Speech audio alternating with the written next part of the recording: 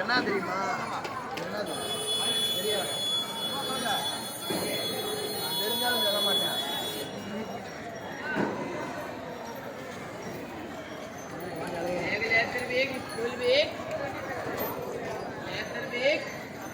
அனைவருக்கும் வணக்கம். Welcome back to Kavin official. நான் உங்கள் கவின். இன்றைக்கி நம்ம மதுரைக்கு வந்திருக்கோம். மதுரையில் நம்ம முருகருடைய அறுபடை வீடுகளில் முதல் வீடான திருப்பரங்குன்றம் முருகர் கோவில் அமைஞ்சிருக்குங்க. இந்த கோவிலில் தான் வந்து முருகருக்கும் தெய்வானைக்கும் கல்யாணம் நடந்ததாக கூறப்படுகிறது. வாங்க போய் தரிசனம்.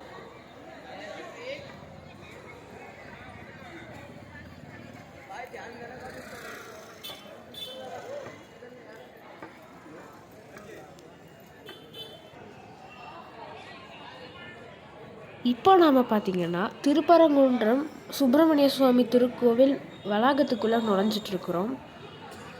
அசியூனோ முருகருடைய அறுபடை வீடுகளில் முதல் படை வீடு இதுதான் இந்த திருப்பரங்குன்றம். ஸோ மதுரை நேயர்களே, அடுத்த அழகர் கோயில் வீடியோ வரும். உங்களுக்கான ட்ரீட் இருக்குது. பழமுதிர்ச்சோலை வீடியோ மட்டும் வராது, ஏன்னா பழமுதிர்ச்சோலை நம்ம போகலை. கூடிய சீக்கிரம் அங்கேயே போவோம். முருகரை தரிசிக்க காத்திருந்த நேரத்தில் யாருமே காணாத ஒரு விஷயத்த நானும் எங்கள் அப்பாவும் பார்த்தோம். இதுக்கு முன்னாடி இந்த சன்னதியை தரிசிச்சிருக்கீங்களான்னு மறக்காமல் சொல்லுங்கள். இதுதான் பூனையார் சன்னதி. தான் சொன்னேன், சீரியஸ் எடுத்துக்க வேணாம். ஒரு சன்னதி மாதிரி இருக்க இடத்துல பூனை உள்ளே உட்காந்துருச்சு, அதனால பூனையார் சன்னதின்னு சும்மா சொன்னேன். சீரியஸ் எடுத்துக்காதீங்க. முருகப்பெருமானை தரிசிச்சுட்டு கோயிலிருந்து வெளியில் நடந்து வந்துட்டு இருக்கும்போது வழியில் எம்பெருமானோட ஒரு தலம் இருந்துச்சு. அதனால அங்கேயே கும்பிட்டுட்டு போகலான்னு வந்திருக்கேன்.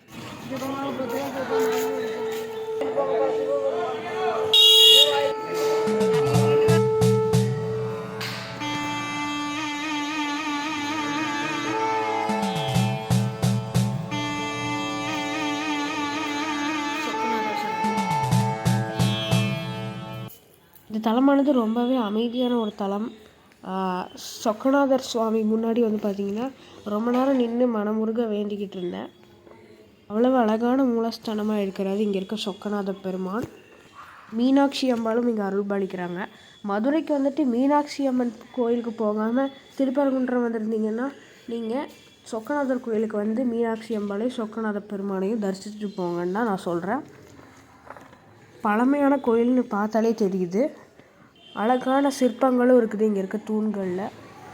மஸ்ட் விசிட் பண்ணி பாருங்கள். நான் இது வரைக்கும் இப்படி ஒரு கோயில் இருக்குதுன்னு நான் கேள்விப்பட்டதே இல்லை.